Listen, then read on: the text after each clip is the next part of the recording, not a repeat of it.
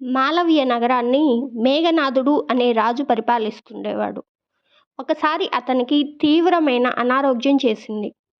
తాను ఇక బ్రతకను అని తెలుసుకున్న మేఘనాదుడు తన మంత్రి అయిన దినకరుడిని పిలిచి, మంత్రివర్యా, నా కుమారుడు ఇంకా చిన్న పిల్లవాడు.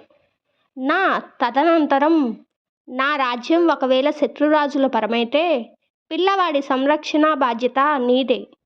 అందుకోసం నీకు ఈ నిధిని అప్పగిస్తున్నాను అని చెప్పాడు. కొద్ది కాలానికే మేఘనాథుడు మరణించాడు. పెద్ద మొత్తంలో నిధి చూడగానే దినకరుడికి దురాశ కలిగింది. నిధి మొత్తం తాను తీసుకొని చిన్నపిల్లవాడైన రాకుమారుడు అమరనాథుడిని ఒంటరిగా వదిలేసి పారిపోయాడు. శత్రువులు మాలవీయ రాజ్యాన్ని ఆక్రమించుకున్నారు. ఏడుస్తూ వెళ్తున్న అమరనాథుణ్ణి ఒక మునీశ్వరుడు కాపాడి తన ఆశ్రమానికి తీసుకువెళ్ళి అల్లారు ముద్దుగా పెంచసాగాడు. ఒకరోజు అమరనాథుడు ఆడుకుంటూ ఉండగా బాలుని మెడలో తాయెత్తు కింద పడింది. తాయెత్తులో నుండి ఒక సన్నని రాగిరేకు బయటపడింది. అందులో ఇలా ఉంది: ధనం చాలా పాపిష్టిది. అది మనిషిని దుర్మార్గుడుగా మార్చగలదు.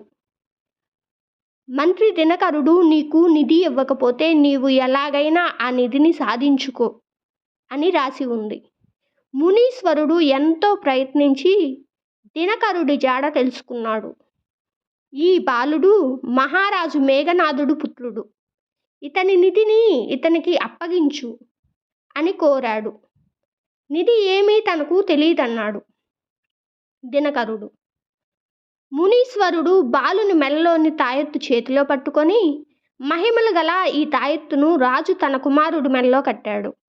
నువ్వు అబద్ధం చెబితే తల పగిలి చనిపోతావు అన్నాడు.